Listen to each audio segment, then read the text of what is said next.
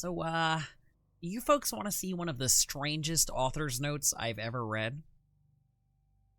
Author's note. The following article cannot be considered the official doctrine of either Advanced Dungeons & Dragons or the Roman Catholic Church.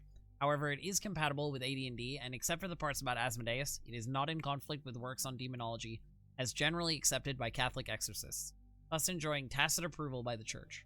However, this article does not have a Neil Lobstat. Much of it is original, and it approaches the subject from a different angle than a religious tract would, and should not be considered as such. The rise of Asmodeus is not documented in any major text on demonology, but very little original work on the subject has been done since the Middle Ages, so it is possible that the situation has changed. Perhaps Mr. Gygax has more accurate sources of information. So how did we get here? We've talked in a previous video about how Sigel's Lady of Pain, the cosmic personification of suffering, has a past that's shrouded in mystery. And that Dendar the Night Serpent, the cosmic personification of nightmares, was born from the first dream of the first mortal to sleep beneath Toral's crystal firmament. But a supremely powerful cosmic entity we haven't yet talked about is Asmodeus, the ruler of the Nine Hells in D&D's planar cosmology. When we talked about the Lady of Pain, we touched briefly on an enigmatic entity called Moxlick, or the Serpent, who is believed to be the cosmic personification of arcane magic itself, and one of the mysterious ancient brethren of whom the Lady of Pain supposedly also numbers. During the adventure Die Vecna Die, the titular Vecna ascended to godhood, seized control of the mists of Ravenloft, invaded Sigil, and prepared to reshape the entire multiverse in his image. And throughout it all, apparently since his very childhood, whispering ancient secrets into his ear was Moxlick. The secrets imparted to Vecna by the Serpent gave him the ability to accomplish these impossible tasks and square up against the lady herself on her own turf. Though official D&D sources are coy about who exactly the Serpent is, or if it even exists at all outside of Vecna's imagination. We got some comments on that video that suggested that maybe this mysterious Serpent might be a forgotten coatl deity called Ahriman, who might in turn be Asmodeus. And this is a distinct possibility, but there's a lot to dig through, and a lot of it is contradictory, and it leads us to the general question, who is Asmodeus, and where did he come from? The history of Hell could fill all the libraries that have ever existed, and still lack information. One of the first mentions of Asmodeus in the D&D canon is the first edition Advanced Dungeons & Dragons Monster Manual, published in 1977, where he's just the big cheese of Hell, the boss of all devils. Asmodeus, Archfiend, the overlord of all Dukes of Hell, rules by both might and wit. He is physically stronger than any other devil, as strong as a storm giant, and the most cunning and artful. His mighty palace rests upon the floor of the lowest rift in Hell's ninth plane. His servitors are pit fiends, and whichever of the other lesser and greater devils he commands to service. Once per year, he can command the Archdevils to attend his court and pay homage. His stat block states that he has 199 hit points and an impressive AC of -7. This was back in the Thaco era, where low AC was better. And that he can do a measly 1 attack per round that does 4 to 14 damage. He's described as being incredibly handsome, 13.5 feet tall, and carrying a glowing rod of pure ruby. And yes, this is the first mention of the famous Ruby Rod of Asmodeus that will eventually become his trademark.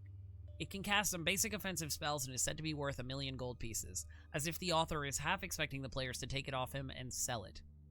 What the Monster Manual doesn't tell us is anything about Asmodeus' origin. It introduces devils as a monster type and the idea of the Nine Hells. It presents Asmodeus as ruling the deepest ninth layer, and the Archdevil rulers of the other layers squabbling amongst themselves, and that Asmodeus sort of plays them off one against the other to maintain control.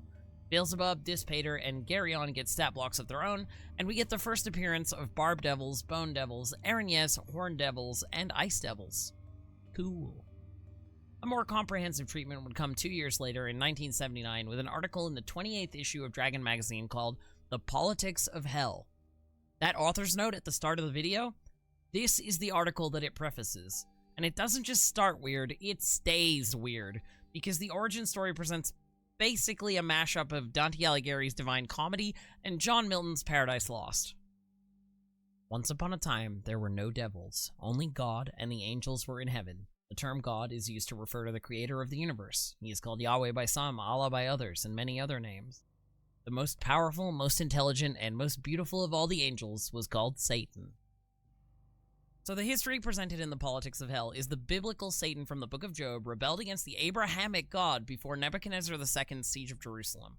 His defeat saw him fall through the island of Mont Saint-Michel off the coast of modern France and into hell, of which he became lord. Heck, even Jesus is in this story, having been sent to Earth to counter the waxing influence of hell, which would eventually precipitate the Dark Ages. And then Beelzebub overthrew Satan to usher in the Renaissance. And then Asmodeus overthrew Beelzebub, made him change his name to Beelzebul, and then orchestrated the Second World War. Wait, what? Why are all these references to real-world history in an article ostensibly about D&D? You're telling me this article was reprinted in 1981 anthology of Best of the Dragon Volume 2? This can't possibly be canon, right? Yeah, it's not canon.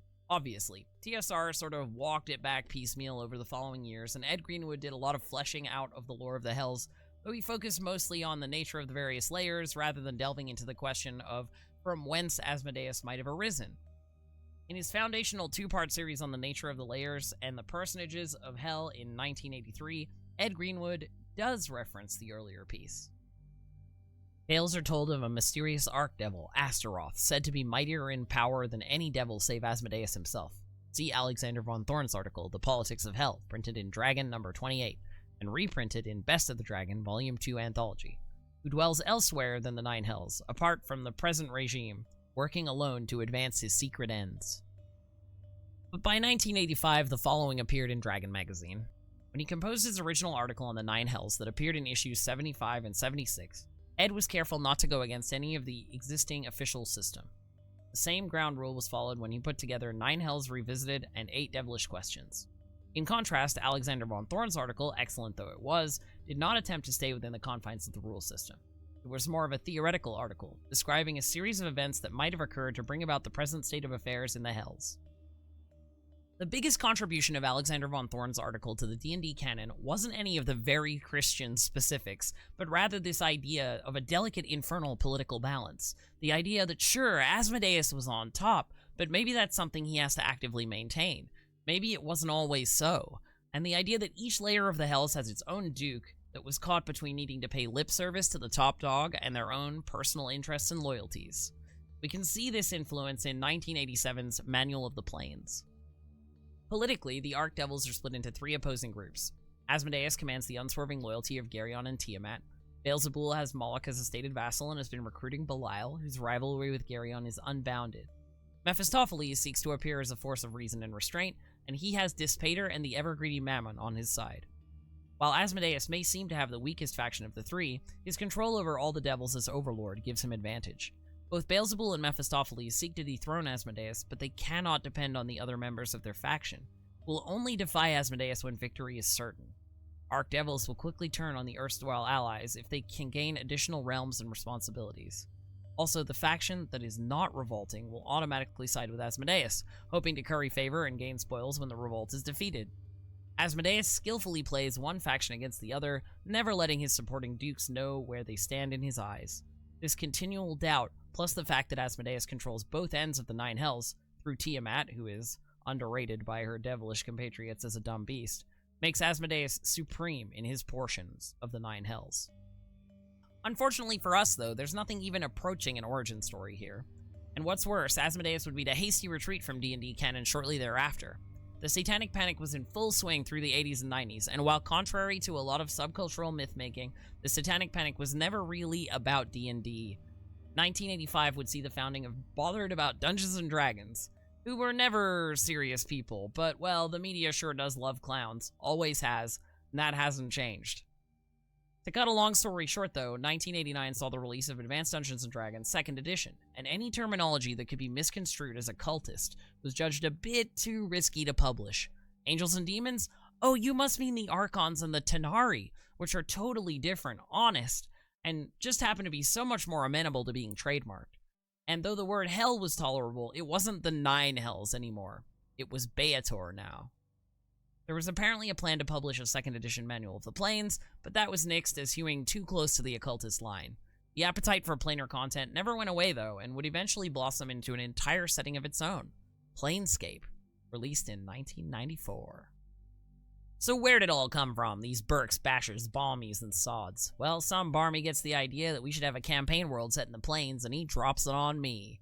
Shouldn't have been a problem. It just had to be a complete campaign world, not just a plane to visit, survivable by low-level characters, as compatible as possible with the old Manual of the Plains, filled with a feeling of vastness without overwhelming the referee, distinct from all other TSR campaigns, free of the words demon and devil, and explainable to marketing in 25 words or less. Like I said, no problem. Planescape has a really strong authorial voice. In all of its writing, it sort of feels more like having a conversation with some grizzled, slang-slinging planeswalker. A lot of its material was framed diegetically as the idiosyncratic outpourings of one particular character or another in the setting itself, rather than being the objective textbook. And as a part of that, Planescape's writers love to dance around the prohibition on the D words, which are painted in-universe as slurs and considered unprintably offensive by their respective referents, and unprintably cringe by everyone else. Most Burks think the Blood War is nothing more than a battle between Nope, wait, that ain't the right word. For one thing, it's a sure road to woe. Calling the fiends by the D words is no better than insulting any other group of folks because of the way they look or act. Not only does it infuriate them, it marks the speaker as a crass bore, someone to be shunned or killed. Might as well call a Barabor a randy goat or a slod a slimy toad. It's a mark of ignorance, plain and simple, and it'll paint a body to be as clueless as they come when speaking of the evil creatures that fight the Blood War. Just call them Batezu and Tenari, or the Fiends. We've got plenty of laughs out of the fact that bashers from the Primaterial plane call some of our planes by the wrong names. Nine Hells, Nirvana, Gladtime, talk about being provincial. Well, the clueless didn't just stop with the Outer Planes. They give their own backwater names to various planar races too, including, you guessed it, the Fiends. I won't repeat those names here, sure. Sigil sees its share of primes who still insist on using them, but the joke's on them. It makes them look ignorant and foolish, as they probably are, and it irks the Fiends something fierce. Planescape builds on that Ed Greenwood lore from Dragon Magazine 75 and 76, and Jeff Grubb's Manual of the Plains. The sourcebook Plains of Law eventually gave us a name for the formerly nameless palace of Asmodeus. Asmodeus inhabits a grand palace, a fey court of darksome beauty, which rests upon the floor of the lowest rift in Nessus. If this abode has a name, it is little used and unknown to men. Nessus is the final level of the Nine Hells. It contains a series of vast rifts, each leading lower until the grand palace of the Hells Overlord, Asmodeus, is reached. This huge citadel dwarfs even the kin Oin of Hades, home of the Oinodaemon. It rests on the banks of a great lake of ice that shifts continuously to catch those unwary enough to attempt a crossing. Nessus. This is the deepest pit of Bator, a plain shattered by rifts deeper than the deepest ocean trench. At the lowest depths sits the palace of Bator's current overlord, a citadel even greater in scope than Kinoin on the Grey Waste. It's unmapped and undescribed, which suits its fiendish master just fine. The citadel stands on the shore of a lake of fluid ice that feeds the River Leith. This layer is a land of extremes, the coldest freeze, the hottest fires, the steepest cliffs, etc. The ninth is a plain crisscrossed by rifts and trenches, cut into the blasted land. Some of these ditches are little more than gashes on the surface of the land, only a few feet deep. Others are deeper than anything a prime could imagine, extending hundreds or even thousands of miles down through the ground. In the deepest pit of all stands Mal'Shim, the citadel of Beator. It's worth remembering this particular Nessian geography, rifts and fissures and trenches, for when we talk about one of the first Asmodean origin stories later on. But here in Planescape, the Lord of Nessus is, unknown, I guess. The Lord of the Ninth is dark, keeps all details of his lair hidden, including his name. There is still an overlord who rules over the Hells from Nessus and carries around a suspiciously characteristic ruby rod, but no one knows who that is. No one at all. I wonder who it could be. The Lord of the Ninth has masked his, her, or its existence entirely. All we know is that he carries a powerful ruby rod and that he's the overlord of all the other layers' lords. They don't dare move against him. See, the overlord controls Nessus, the deepest pit of Beator, where the sheer crackle of lawful evil is the most concentrated. The Dark Eight certainly agree. I've even heard tales that the fortress Mal'Shim, where the Dark Eight hold court, is also the home of the Overlord. The servants of the Overlord are unknown, but whispers claim the executioner of Beator, Alistair the Grim, serves the mysterious lord unquestioningly. Alistair the Grim was, of course, an NPC from the Ed Greenwood Dragon magazine articles. He's one of Asmodeus' lackeys, so it's all very continuous with earlier canon. Asmodeus is still there, he's just sort of in hiding. There was even an article in Dragon magazine that recapped the Archfiends for the Planescape era, where the in-universe author got splattered for trying to pry into Asmodeus' identity. The Dark Lord of Nessus. I've not been able to find any information on this blood. He, or she to be totally fair, is so well hidden that it'll take years more of digging through dusty references and painstaking interviews with fiends who should know better. I've come this far, though, and I won't be cheated. I can stand a search, for a few more years, I think.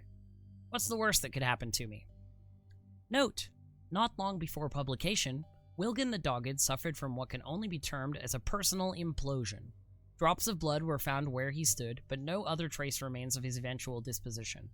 We have taken the liberty of publishing this posthumously. Several fiends have commented on it as a delightful piece of speculative fiction. So obviously Planescape doesn't have much to say about who Asmodeus is or where he came from, but it does introduce some interesting and ambiguous debates about the origins of the Batezu as a species, and Hell's rogues gallery of named unique devils. Plenty of myths surround the Lords of the Nine. Some folks say they're archfiends, risen from the ranks below them to dominate the layers of Beator. Other graybeards claim they're really yugoloths. I swear some folks see loths everywhere they look. There's even a group that thinks the Lords grew up from the very essence of Beator itself, and are the living manifestations of the Plane's will. Specifically, the Planescape material sets out a creation myth for the fiends as a whole. It comes out of the 1996 sourcebook, Hellbound, The Blood War. The story goes that the first fiends to coalesce out of the primordial soup were yugoloths, or specifically the ancient primordial Baernoloths. It was they who created the yugoloths first. The first of these creations to reach the rank of Ultraloth was the General of Gehenna, who forged a magical artifact called the Heart of Darkness to purify his fellows. He used the stone to siphon out the residual cosmically aligned energies of law and chaos from the yugoloth species into spare soul larvae. The larva tainted with law became the Batezu and migrated to Beator, and the larva tainted with chaos became the Tanari and migrated to the Abyss. The legend is taken in universe from a Yugoloth chronicle called the Book of Derelict Magics, and the sourcebook is careful to muddy the waters. Can you really believe anything a Yugoloth tells you? They say that history is written by the winners, that those in charge get to present the past in whatever light they see fit. But what happens when no winner steps forth, or worse, when a handful of forces all claim the right to record history? That's the situation with the Blood War. Depending on a body's leanings, he can cast pretty much any race he likes as the victor or victim, and decide which event was a bold battle for freedom and which a cowardly act of terrorism. And he can probably find a source to back him up, too. So how does Assad ever learn the dark? Simple. Read everything. Listen to everyone. And pry between the lines. The answer is no. The origin story presented in the Book of Derelict Magics is obviously just Yugoloth propaganda, and subsequent editions will trample right over it. Because, come on, every species of fiend sort of has their own origin myth, where they're the first, purest, foulest, most primordial fiends to exist, and all the other fiends are just shallow reflections of them. The Tanari claim that they came first. I've read histories of the Abyss, and they all agree on only one point. The Batezu are simply twisted representations of the Tanari themselves, a chaotic root that was corrupted beyond corruption into the most hateful twist of all. Order. We wouldn't get the true story of the Yugoloths until 18 years later with 5th edition, and it was Asmodeus, maybe, who created them rather than the other way around. Shout out to Asmodeus. Just like the designers of 2nd edition, we haven't forgotten. This video is still about him. The first Yugoloths were created by a sisterhood of night hags on Gehenna. It is widely believed that Asmodeus, Lord of the Nine Hells, commissioned the work in the hope of creating an army of fiends that were not bound to the Nine Hells. Some flickers of the Book of Derelict Magic story could be true, though.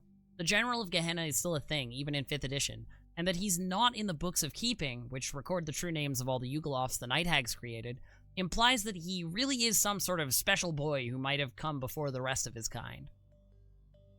Somewhere in the brimstone wastes of Gehenna, there roams an Ultraloth so strong that none can test his power. The General of Gehenna. Many Yugoloths search for this great general in the hope of serving with him. They believe that their service with the General of Gehenna grants power and prestige among lower planar entities. Whatever the case, no fiend finds the general unless the general desires it. His personal name is unknown, and even the Books of Keeping contain no mention of this powerful, thoroughly evil entity. The Baronelofts also make it to 5th edition eventually, and though they're classified as yugoloths, they're also absent from the Books of Keeping. So they really could be some sort of primordial antecedent. Maybe both stories are half true, and the Night Hags worked with the Baronelofts, or maybe the Hags based yugoloths on their essence somehow. Like when you commission a second-rate artist to draw your OC, and they just trace over somebody else's work. Sages debate the nature of the Baronelofts and the Books of Keeping. Ancient tomes detailing the true names of the first yugoloths report no mention of the Baronelofts within. Some posit that these enigmatic yugoloths were created by a primal evil power before other yugoloths, or that they come from an epoch before the current manifestations of the planes. Baronelofts refuse to say, but most obsess over secret and obscene lore regarding the far-flung past and inscrutable future of the multiverse. More relevant to our Infernal topic, though, is the revelation in AD&D's Planescape that the Betezu weren't the first inhabitants of Beator. You can encounter one of these ancient Ptorians in the adventure Squaring the Circle, which comes with the Hellbound sourcebook. Before the Betezu inhabited Beator, the plane was home to beings even older than the Fiends. It's wrong to call the original residents creatures, really, because they're actually essences of powers and beliefs from an unimaginably ancient age. The beings still lie scattered about Beator, seeping through the substance of the layers and the minds of the denizens, their presence virtually unknown and unknowable. Occasionally, though, they take material form in Maladomini, drawn for some reason to the catacombs beneath the empty bergs of the lair. It's asleep when it's encountered, making its presence known by sucking in all light from any light sources the party might be carrying. And you know it's a super eldritch being thing when the text says, "Nothing short of a wish can affect the Betorian in his current state. Thus, no statistics are given for the entity." This is one of very few encounters with this kind of creature in published material. You can also meet what is basically the larval form of one during the final adventure from Tales from the Infinite Staircase. The tower room holds a single Nparibo, trussed up in thick black chains of particularly strong construction. Planeswalkers who know a little of the chant regarding Betezu can recognize that this is no ordinary Nparibo. For one thing, it mewls in pain and frustration at its predicament. Nparibos are mute. Further, it looks at the PCs as they enter the room. Nparibos are blind. Valheim was given this Nparibo by a Nikoloth Yugoloth as a mysterious gift. When the Chiton saw that the creature exhibited extraordinary qualities for its kind, he believed that it was a slain Betezu high up accidentally put into the form of the least Betezu when its spirit was returned to Beator. He quickly hid it away in the tower, hoping to gain information or ransom for it. Valheim was wrong. What the Yugoloths gave him was a maturing Nparibo. The Betezu covertly changed Nparibos into lemures before they can mature. Nparibos are neither real Betezu nor petitioners. Instead, they are a race indigenous to Beator, older than even the Betezu. Only a few of the highest-ranking Betezu, the Lords of the Nine, and perhaps some of the Dark Eight, know this secret, and seek to never let a Nparibo mature into one of these rival Betorians. Rumors exist of these creatures, sometimes called ancient Betorians, inhabiting far-flung and isolated portions of the plane. And now one grows within Panos Kittel. The maturation of an Nparibo, even to this stage though this one has reached, requires nearly uncountable centuries.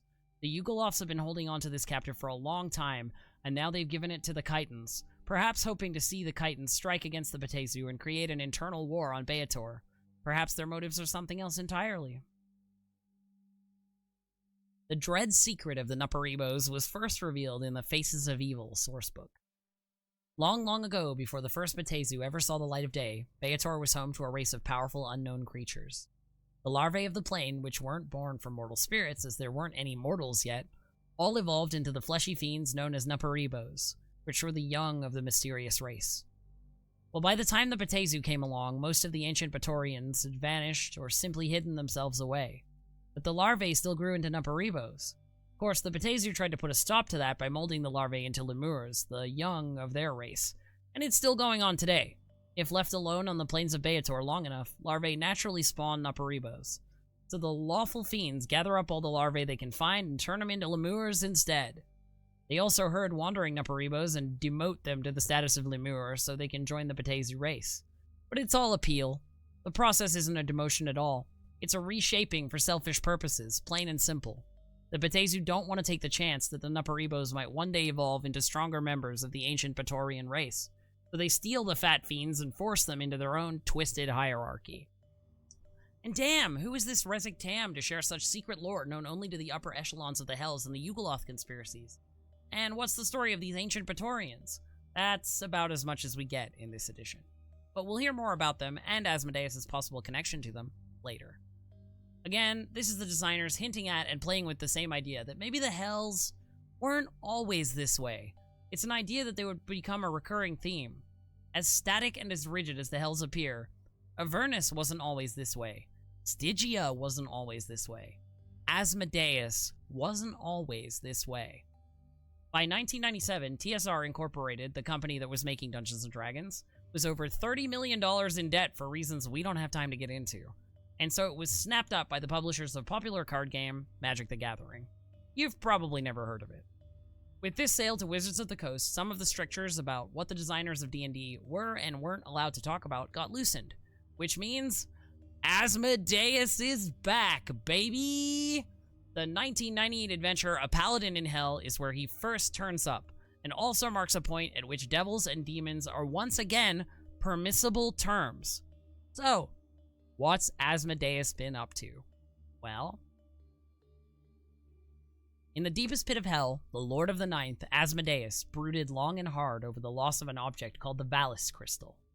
Within this simple item, the Archdevil had placed an entire prime material world, hoping to corrupt the inhabitants who lived there into worshipping him as a god. The crystal, however, was stolen from him by a group of powerful mortal adventurers. A Paladin in Hell features a deity called MacLeod, of which the players are encouraged to brew up specialty priests if they need a character. Now, MacLeod isn't a deity in the Forgotten Realms, or Greyhawk, or Mystara. Best I can tell, he exists only in this specific adventure and nowhere else, implying that material plane portion of A Paladin in Hell takes place on a world unique to this one adventure.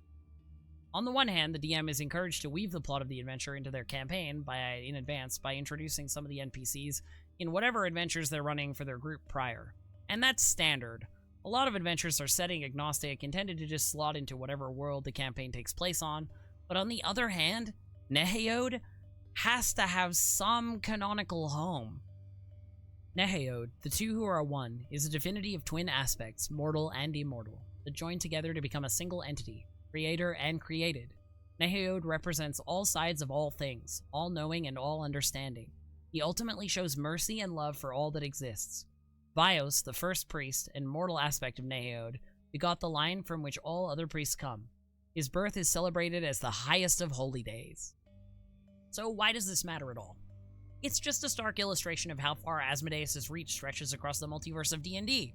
He's not just the devil in Faerun. Hell, he's not just the devil in Faerun and Greyhawk and Mystara. He's the devil everywhere. He's got fingers in all the pies. There are worlds within worlds that we've never seen.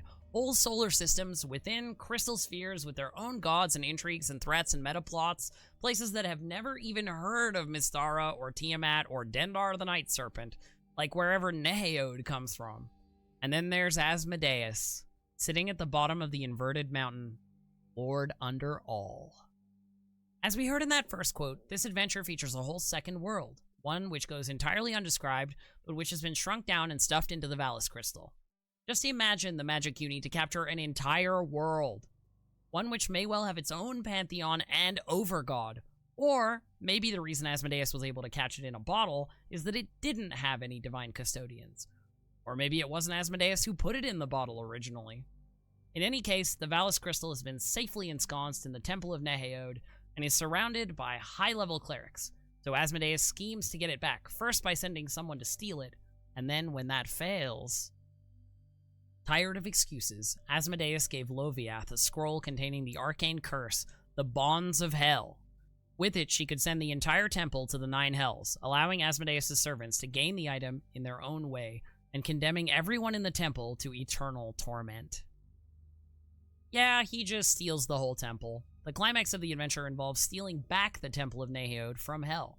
Asmodeus places it deep beneath the frozen oceans of Stygia, the fifth layer of the Nine Hells, so that the forces of one of his lackeys can besiege it on his terms.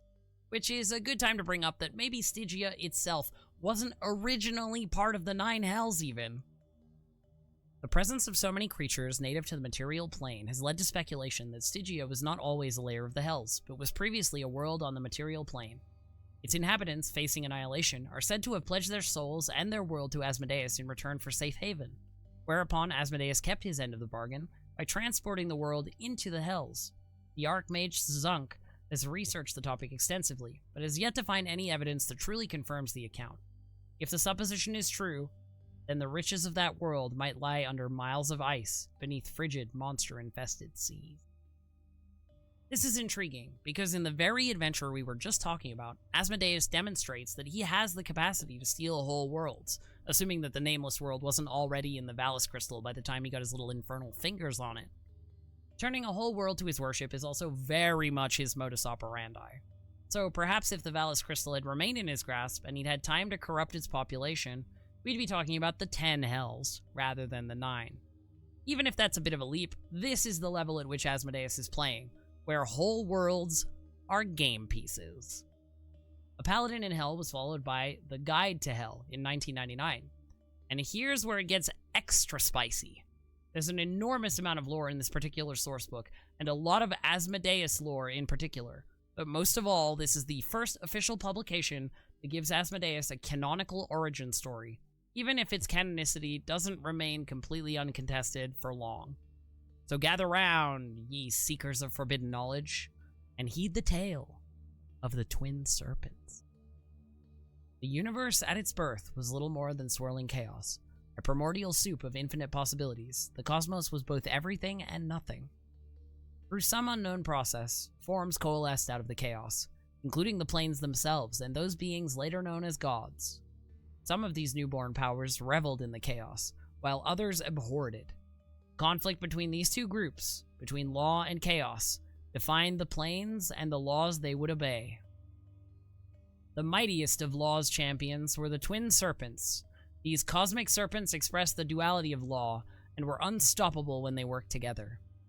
Jazirian, winged and feathered, dedicated herself to the cause of good, while Ahriman, scaled and forked of tongue, embraced the darker path of evil. Despite their differences, they were first and foremost agents of law. Sending their coils out into the endless chaos, Jazirian and Ahriman created the first ring, so establishing a fundamental principle of the planes. When Ahriman took Jazirian's tail in his mouth and she did the same with his, they demarcated the plane now known as the Outlands. Since this plane was created by the interaction of law and chaos, and was bordered by both good and evil, it became the plane of true neutrality. With the Outlands defined, the other planes fell in around it, creating what became known as the Great Ring.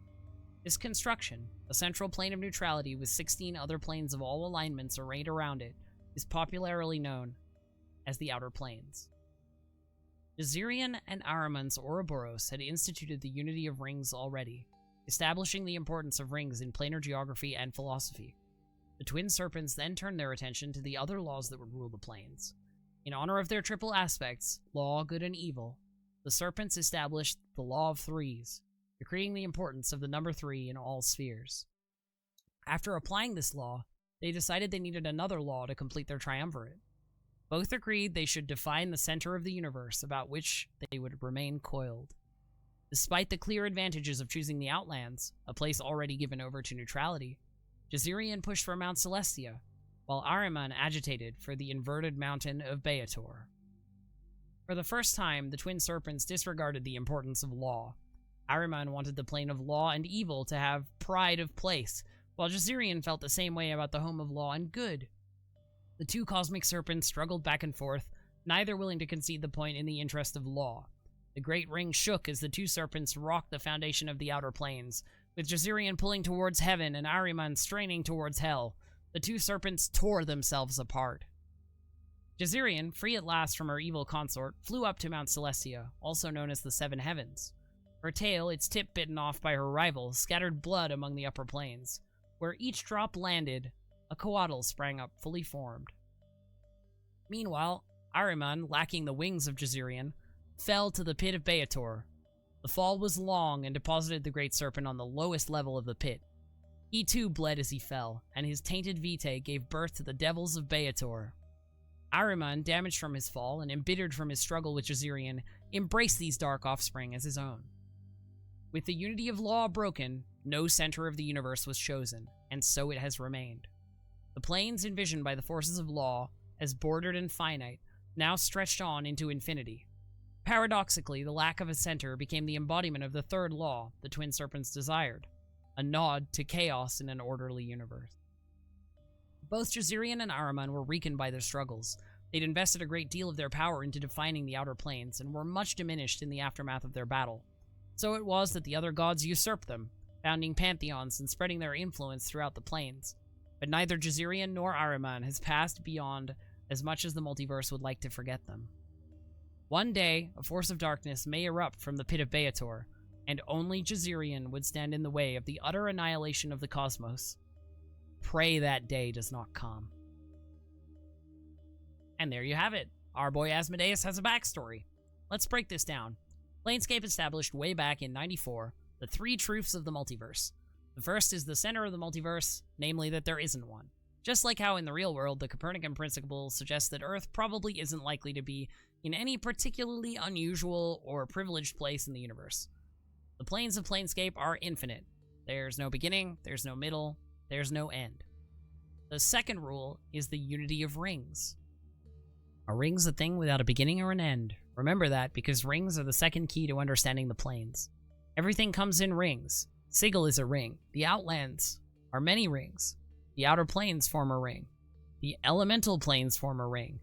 This is the way of the multiverse. Understand? And the third is the rule of threes. Good things come in threes, they say. Well, so do bad things. Either way, the number 3 is important. Some say it's got power. Things out here tend to happen in threes, like prime material, inner and outer planes, good, evil, and neutrality, law, chaos, and neutrality, even prime, planar, and petitioner. See 2 things and ask, where's the third? The Tale of the Twin Serpents establishes that these principles were originally decided upon and subsequently written into the order of creation by Ahriman and Jazirian, though they weren't the creators of the multiverse, and they had divine contemporaries. They were exceptional primordial beings, the greatest lawful powers in the early multiverse and the creators of the neutral outlands above which Sigil now floats. Jazirian, the counterpart to Ahriman, was first mentioned in the 1992 sourcebook Monster Mythology, so she'd already been a part of D&D for a little while, and she was already a little unusual in that she was a greater god who doesn't bestow cleric powers. Jazirian is the immensely powerful and wise god of the coil. Coil theology is very subtle indeed, and it considers Jazirian to be the perfect spiritual manifestation of the world serpent archetype. Other world serpents are seen as immature or imperfect manifestations of this archetype, and if evil, their evil is attributed due to ignorance, fear, or immaturity. Jazirian is held by Coil to be perfection, and the sight of the god flying the airs and ethers of the 7 heavens is longed for by every Coil elder when it comes to the end of its days. Jazirian is supremely wise above all. She, the god, is simultaneously sexless and hermaphroditic. He is a reflective, contemplative, a listening, and attentive creature. Jazirian has no priests or shamans, having granted Coil great magical powers and wisdom within their own natures. Returning to Guide to Hell, it's interesting that the Tale of the Twin Serpents sort of breaks the symmetry between law and chaos in D&D cosmology. It establishes chaos as the more primordial force from which everything else came. Shout out to the Tanari historians who were maybe onto something. In the beginning, all was the soup of chaos. Law emerged spontaneously from it, like a crystal precipitating out of a solution. Subsequent editions would play with this too, like 4th edition's canon suggesting that the abyss is not a natural part of the outer planes. Now the wrinkle is that this story of the Twin Serpents on page 2 of the Guide to Hell is presented alongside a diegetic letter from a scholar named Christos to their friend and or lover, Nico, which kind of paints the whole thing with the brush of an unreliable narrator. My dearest Nico, after several weeks of searching my archives, I found the document that you requested. It proved to be so old and decrepit that I have simply copied over the relevant sections. I believe that you'll find it quite interesting, as it confirms several of your suspicions about the Archfiend Asmodeus and the obscure figure of Ahriman. Remember, my dear, that the dread Asmodeus is the Lord of Lies, so I should not risk my career on the veracity of this document. Should you find corroboration, I hope I shall be the first to know. Yours, Christos. And this is a common enough thing whenever D&D texts touch on some big cosmic truth that might prove controversial. Often it's presented that a given theory is not so much true as that some in-universe character thinks that it might be. There's no definitive statement in Mordenkainen's Tome of Foes, for example, that Stygia was once a material plane world captured and converted and added to the Hells by Asmodeus, only that some dubious nerd named Zunk thinks that it might be the case, but that even he can't really find much evidence. It leaves a door open for future writers of D&D canon to come in and contradict it, if they need to, for their own stories. So here in Guide to Hell, we have a coatl creation myth that does very much sound like a typical creation myth. It's a convenient story that explains why coatls in particular are the special chosen people born from spilled blood of the almighty cosmic embodiment of law and good. So, is it reliable? Well, later on in the book, this careful attempt to cultivate some mysterious ambiguity is done in by a much more definitive statement on page 48. Chat, was the story about the twin serpents true? The story of Ahriman and Jazirian is true, at least as far as Asmodeus is concerned. After the fall, Ahriman reinvented himself as the Lord of Beator. As he watched from the pit, the planes populated themselves with gods, monsters, and mortals. Since few beings survived from the early days of creation, the true identity of Ahriman and Jazirian remained unknown. Ahriman confused matters further by changing his name to Asmodeus and posing as a near power at best. Although he clearly operated by a different set of rules, Asmodeus aroused little suspicion. He was a lord of evil, that was clear, but his powers and agenda remained obscure. In truth, Asmodeus is a greater power, just like Jazirian. However, the twin serpents predate the rule of belief in the planes. They neither gain power from the adoration of mortals, nor lose it from lack of worship. They have no priests and can grant no spells. This only helps Asmodeus convince his enemies that he's not a real power. Meanwhile, he toils on the lowest layer of hell, weaving a web of lies that stretches back to the beginning of time. A being of incredible intelligence and evil, Asmodeus has been advancing a plan hatched long ago. The outer planes face annihilation, but no whisper of the threat has escaped from the pit. Another important thing to take away from that is that Asmodeus doesn't really seem to want this story told. Remember that for later. But he's not the only one who's keeping quiet on the matter. Jazirian is the only one who knows the true nature of Asmodeus. She could tell the gods of law and good about the early days of the universe and the role that she and Asmodeus played in its formation. She has not. She prefers to stay quietly in the background and gather information. For children, the coatl are powerful creatures imbued with Jazirian's magic. They are spread out among the planes, gathering intelligence and sending it back to Jazirian. From this information and her own efforts, Jazirian is trying to figure out what Asmodeus is up to. She has several theories at the moment, but she's not come to any definitive conclusion. Like Asmodeus, Jazirian prefers to pose as something less than she is. She is known as the god of the coatl, and that's enough for her. Although worried about what Asmodeus might do, she hopes that there's enough law within him to prevent him from instigating Armageddon. Should that day ever come, however, she's ready to summon all her children from all the planes to confront her former consort. She believes that the laws of the universe must be upheld, not recast to suit the needs of the powerful. The only one who knows the true nature of Asmodeus? So it's definitely true, it's just nearly impossible to find out about in character. Your PCs will basically never know this information. I have a bad feeling that our intrepid scholars, Christos and Nico, are probably getting posthumous Wilgan the Dogged memorial medals for the tenacious pursuit of forbidden knowledge. And remember that earlier Planescape source established that the geography of Nessus was absolutely chock full of fissures? Well, that also comes back in Guide to Hell. One of them is basically Asmodeus' impact crater. Unbeknownst to the Batazu inhabitants of Nessus, the Serpent's coil was formed by the plummeting body of Asmodeus at the end of his fall. His titanic form still rests at the bottom of the rift. In other words, it's a mercy to those who fall into the rift that the descent kills them.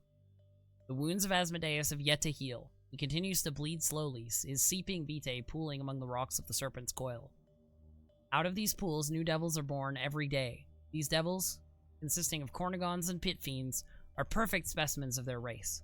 They have maximum hit points and are blindly loyal to Asmodeus.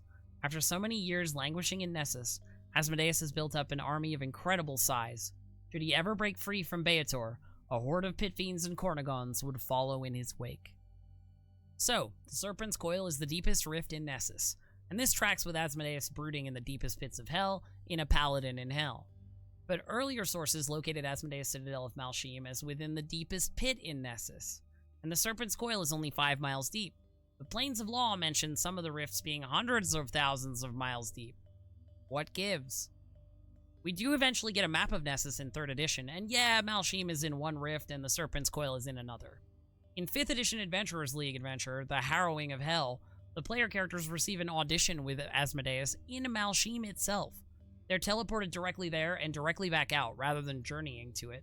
The adventure confirms that Asmodeus' real body is located somewhere other than, and deeper than, the rift that contained his several mile-wide citadel. In truth, the entity the characters interact with in this adventure is only an avatar of Asmodeus. His true form resides even deeper in Nessus, far from Mal'Shim. Though Mordenkainen's Tome of Foes says Asmodeus dwells within his great fortress, it seems in general authors are a little hazy about exactly where our boy is doing his lonesome brooding. And fair enough, since Asmodeus is trying his actual best to conceal his location. Asmodeus dwells in a great fortress somewhere in the wasteland, at the bottom of its deepest pit. Only his most trusted followers and most important advisors know the route to it. He remains inside, relying on messengers and magic to convey his dictates. But setting Nessian geography aside to return to Guide to Hell, not only does Asmodeus get a backstory, but designer Chris Promise doesn't even stop there. The sourcebook also establishes that Asmodeus has a grand plan that involves propagating atheism in order to lure damned souls into his hungering maw, and that this master plan ends with him destroying the universe. The assumption of mortals and nods alike is that Hell is but another cog in the machinery of the planes. This is a lie, and its perpetuation is Asmodeus' greatest triumph. An oft-overlooked piece of planar cosmology is that belief is required to be reborn in the afterlife. That is, a mortal must believe in something to become a petitioner. In worlds in which the powers of the gods manifest through clerical spells, belief isn't hard to come by. However, there are always those who reject the divinity of the powers and the existence of an afterlife.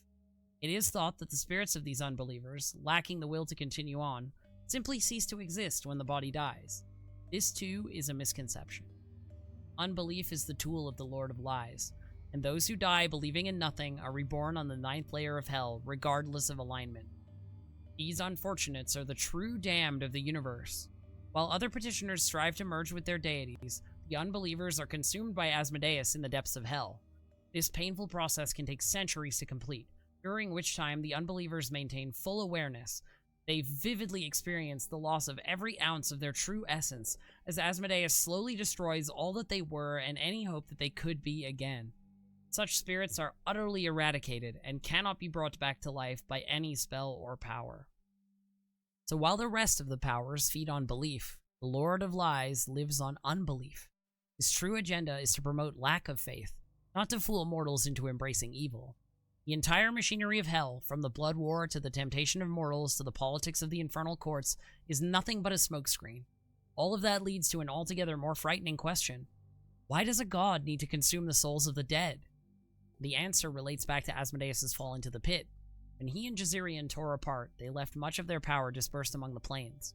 It is this raw energy that holds the outer planes together in the Great Ring. Asmodeus, weakened by this loss of power and the fall, craves a return to his former glory. Since the fall, he's been unable to leave the confines of Hell. He needs the soul energy of the unbelievers, a rare commodity gathered in trickles over the course of centuries, to heal the wounds he suffered during his struggle with Jazarian. On the day his wounds cease bleeding, Asmodeus will be able to break free from the confines of Hell and reclaim his power from the planes. If this event should come to pass, it could be the end of everything. Lacking the power of law to hold them together, the planes would fragment and possibly collapse. Gods and mortals would be thrown into turmoil, and the entire universe could slide back into chaos. This, in fact, is the outcome Asmodeus desires. He knows that he would survive Armageddon, and that he could rebuild the universe to suit himself. He regards his cooperation with Jazarian as a fatal mistake, one he would not repeat a second time around. If billions of beings must die so Asmodeus can remake the universe to his liking, so be it. That is the true threat of Hell. But wait a minute, shattering the Great Ring, remaking the universe sliding into turmoil, this is beginning to remind me of a little something we talked about in the Dendar video. And yes, here's where we've got to talk about the Vecna, Die Vecna Die was the final adventure published under the TSR brand in the year 2000. It was intended as an ambitious send-off to the second edition of Advanced Dungeons & Dragons, and to render up a diegetic explanation for why everything was going to be so different moving forward into 3rd edition. which would release the very next month. To cut a long and winding story short, the evil Lich Vecna plots to escape his imprisonment in Ravenloft, ascend to full godhood, and take over reality itself. When Yuz launched what he hoped would be the final strike against Vecna, an ancient ally of the Whispered One, a supernatural beyond even human understanding, stirred. Known to Vecna as the Serpent, this being revealed Yuz's secret plan to Vecna, as it had revealed so many other secrets to him. The Serpent had previously told Vecna the truth about some of the multiverse's most shadowed beings, the dark powers that had restricted him to a physical form trapped within the demiplane of dread, and an even more mysterious entity, the Lady of Pain from the City of Doors. Vecna suddenly saw a way to do what he had previously failed at, a way to escape the clutches of the dark powers and elevate himself to the status of a greater god. All he needed was a way to bypass the dark powers and gain access to the City of Doors. He might well shatter the entire universe in the process, but he would be free, his enemies would be vanquished, and he would probably have enough power to remake the universe. Yes, Vecna would remake the universe in his image, as it had always meant to be. Shatter the entire universe, you say? Shatter the entire universe, and it was an ancient serpent of some kind who whispered that idea? Though the legend suggests that the Lady of Pain once belonged to the Ancient Brethren, among whom the Serpents also numbers, she still faces a quandary with Vecna's presence. The longer Vecna remains, the more unsteady the celestial ring under Sigil becomes. Should that fulcrum finally collapse, so also will the current shape and order of the multiverse. In fact, permanent damage has already occurred. But should the Lady loose the wards that prevent other gods' entry so that they might put a stop to Vecna's machinations, their very presence would bring down the multiverse that much sooner. In like manner, should the Lady reveal herself in her true form, in all its aching majesty to do battle with the waxing god, the multiverse would come undone, like a mobile whose strings are simultaneously severed. So, he waits. The wording here about making the celestial ring unsteady mirrors the language used in Guide to Hell about how it's the power of the twin serpents that's locked up in the Great Ring that they created and which Asmodeus craves. So just who could this serpent be? Well, the adventure suggests the serpent is one of the Ancient Brethren, and as we discussed in our Lady of Pain video, her Serenity might also be one of them too. Or might not. Go watch it if you haven't already. The adventure to which Die Vecna Die is a sequel, Vecna Reborn, muddies the waters ever so slightly in implying that the Ancient Brethren were the human ancestors of Vecna and the acolytes of the Serpent, rather than some kind of primordial pantheon of creation among whom the Serpent itself numbers. But other mentions of the Ancient Brethren, not that there are very many of them, paint them as the latter. The through line is that the Serpent is some kind of uber deity and the source of all arcane magic. An entity known only as the Serpent speaks directly to Vecna. Others, daring to call themselves wizards, magicians, and sorcerers, manipulate the tiniest aspects of the Serpent and call it magic. But Vecna speaks to the Serpent speaks back. It whispers to him tales of his ancestors, known only as the Ancient Brethren, and of how they discovered the Serpent so unimaginably long ago, when all worlds were young, or even unborn. The 3rd edition version of the Manual of the Planes gives a non-committal nod to this possibility. We'll walk more about that particular sourcebook in an Asmodean context later. Only a handful of scholars on the material plane know about an uber deity, if anyone knows at all. For instance, the lesser deity Vecna reveres the force of magic, personifying it as an entity he calls the Serpent. Perhaps the Serpent is an uber deity of unimaginable power. The native tongue of the Ancient Brethren is the language primeval, fluency in which is one of the secrets that the Serpent imparted to Vecna. The language primeval, a surpassingly powerful magical grammar, was spoken by the Ancient Brethren, the Elders, and the other semi-mythical races when all the worlds were young or yet unborn. As a confidant of the Serpent, Vecna has some knowledge of this purely magical tongue, and so he recorded a spell of uncommon power. There's an interesting tie-in here with the 1998 sourcebook College of Wizardry, which was also written by Bruce Cordell, and is where the language primeval was first mentioned as the language of the departed Elders, formulated when the world was young.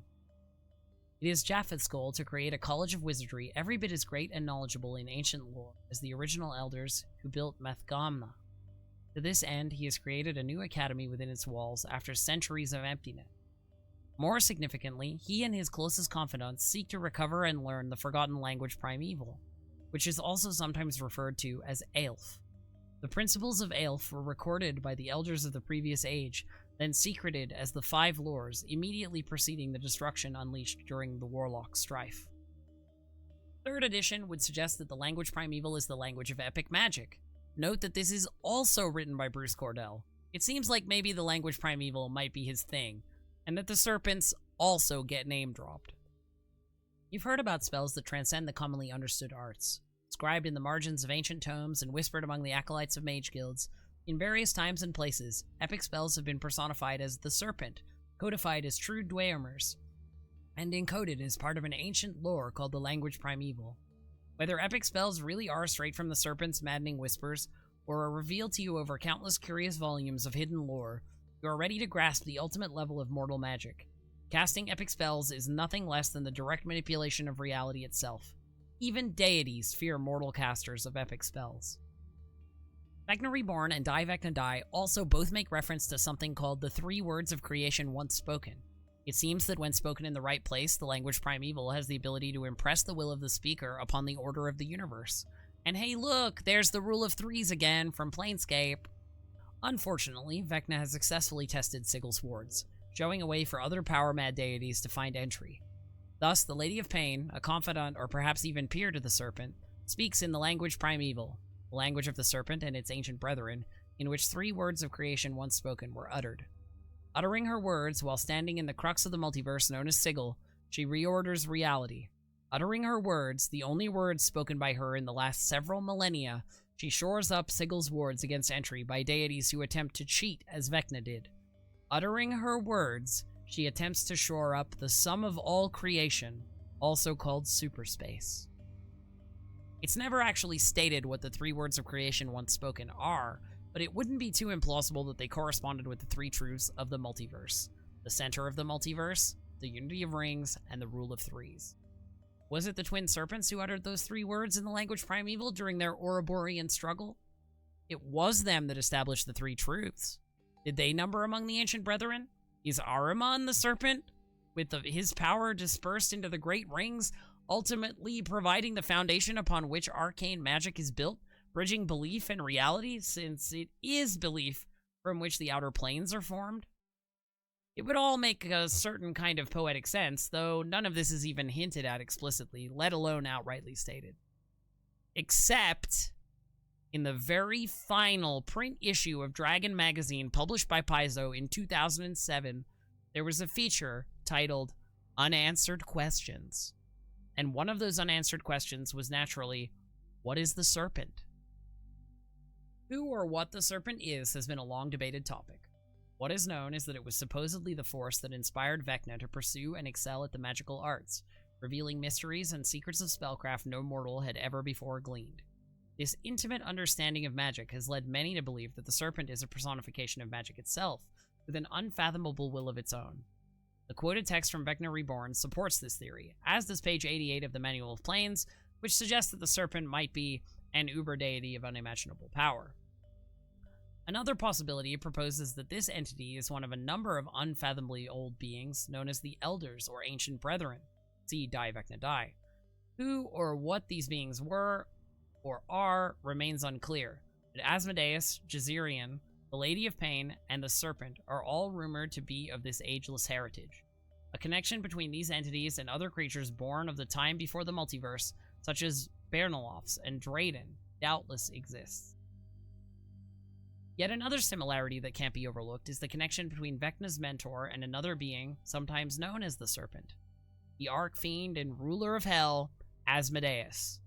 From his lair deep in the pits of Beator, suggestively called the Serpent's Coil, the Lord of the Ninth's corruption and deceptions touch innumerable realms. While doubtlessly the most powerful of Hell's archdevils, some suggest that Asmodeus might in fact be the primal force of evil in the multiverse, supporting his possible connection to the Ancient Brethren.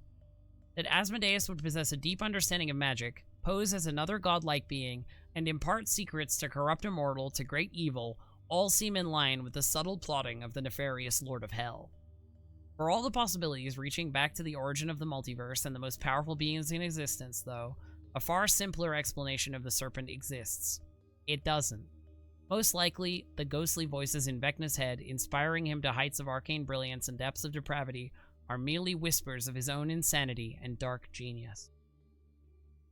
So a few possibilities that basically boil down to 3. Maybe it's all in Vecna's head, maybe the Serpent is a primordial entity, or maybe the Serpent is Asmodeus. Again, it's not confirmed, but it's telling that they raise it as a possibility. And we do see the Serpent physically manifest in the graphic novel Vecna Hand of the Revenant, but maybe that's also the product of an unreliable narrator. So, going into 3rd edition, we've got a pretty good idea of what Asmodeus' deal and backstory is. He's a serpentine embodiment of primordial law and evil that slithered through the superstructure of reality when the very gods were young.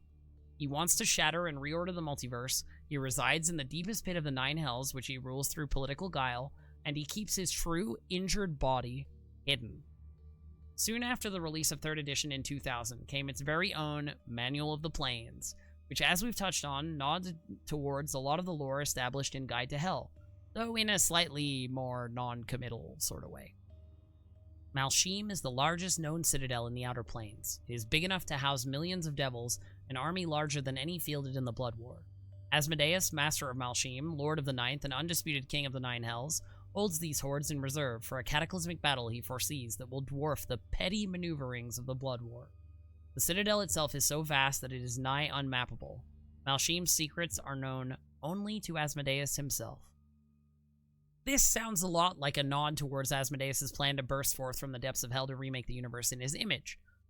This notion of hell as a potentially imminent existential threat. Manual of the Planes also builds on the idea that Asmodeus is careful to keep his true nature under wraps, and that he acts to swiftly quell any rumor that he's maybe a giant bleeding snake and maybe not just a handsome goateed gentleman with a big red stick. Brutally repressed rumors suggest that there is more to Asmodeus than he admits. The story goes that the true form of Asmodeus actually resides in the deepest rift of Nessus, called the Serpent's coil. The shape seen by all the other devils of the 9 hells in the fortress of Mal'Sheem is actually a highly advanced use of the project image spell, or an avatar of some sort. The secret rift, formed by Asmodeus' plummeting body when he first arrived in the 9 hells, spirals inwards over the course of hundreds of miles. His titanic, miles-long form still rests here, and his wounds have yet to heal. His acid-black blood pools in the hollows of the rift, a substance fouler than foul. From where fell Asmodeus? Was he once a greater deity cast down from Elysium or Celestia, or is he older yet, as the rumors hint? Perhaps he represents some fundamental entity whose mere existence pulls the multiverse into its current configuration. Nobody who tells the story of Asmodeus' true form lives more than 24 hours after repeating it aloud, but dusty scrolls in hard-to-reach libraries, such as Demogorgon's Citadel in the Abyss, yet record this knowledge. Unless it is pure fancy, of course. Some fundamental entity whose mere existence pulls the multiverse into its current configuration is the exact situation established in the Guide to Hell. But here we see the first flickerings of an alternate origin story, harkening back all the way to Politics of Hell at the dawn of 1st edition, that Asmodeus might be a fallen celestial. Either way, Asmodeus arrived in the Hells by crashing violently into it, which is going to be a common thread. In 2002, we got the contentious Book of Vile Darkness, but there's no mention of Asmodeus having a big, long-term apocalyptic goal. Instead, first and foremost, Asmodeus is interested in preserving the status quo in which he is the supreme ruler of Hell. Beyond that, he focuses most of his attention on the general spread of evil in the multiverse. He opposes the actions of powerful celestials and good-aligned deities. He also loathes and opposes the demonic forces of the Abyss. Their existence is a challenge to his mastery of evil. We also get a nod to the tale of the twin serpents, but unusually enough, it's also to the idea of politics in hell, that Asmodeus wasn't the first ruler of Baator. Asmodeus the Archfiend, the overlord of all the Dukes of Hell, commands all devil kind and reigns as the undisputed master of the 9 hells. Even the deities that call the plane home pay Asmodeus a great deal of respect. Asmodeus is certainly older than any devil in hell, although some say that he was not the plane's first ruler. On the other hand, some reports claim that he is indeed the original, primal force of evil in the multiverse. And this thread sort of comes back around in 2007 with the sourcebook Elder Evils, which ties in the ancient Ptorians from Planescape and an old monster from 1st edition called Zargon. Eons earlier, Zargon had ruled the 9 hells of Baator as father of the ancient Ptorians, a long-extinct race that preceded the Batizu. His kingdom was a terrifying place filled with running slime and rampant evil. When Asmodeus and his allies seized the 9 hells, they purged the plane of the Ptorians, enslaving them and destroying their lords. Asmodeus butchered most himself, but Zargon was resilient to the worst attacks. Asmodeus discovered he could kill the flesh of the beast, but not the horn, so he tore it from Zargon's head and flung the hateful spur out of the hells into the material plane, where it pierced deep into the earth. Zargon even persists into 5th edition as one of the entities suggested as a suitable warlock patron, though it doesn't really decide between any of the contradictory multiple-choice backstories that are presented for him over the years, and falls back on the classic "some say this, some say that" ambiguity. Zargon the Returner, also called the Invincible Tyrant, is said to be an undying and unkillable evil. Some stories claim Zargon was the original master of the 9 Hells. Others claim him to be a powerful demon prince exiled from the Abyss. Perhaps neither of these stories are true. It can surely be said that Zargon is a power that inspires madness and terror. 2004 would see the release of Serpent Kingdoms, which was an accessory for the Forgotten Realms campaign setting, and the coatl deity Jazirian, who was said in the Tale of the Twin Serpents to be the good twin of Ahriman, and the only other entity in the universe who knows the truth about Asmodeus, turns up dead at the hands of the god of the Yuan-Ti, Mershok. As the kids say, sus. As the Saruk of Okoth increasingly embraced their darker natures, a few dissenters, despairing of their kindred's push towards evil, broke off from the main group. The entreated Jazirian, a fragment of the World Serpent, for succor, and it responded by transforming them into coatls. A bitter war ensued, but the coatls held their own against the more numerous Okothian Saruk, until Mershok, a darker fragment of the World Serpent, finally slew Jazirian.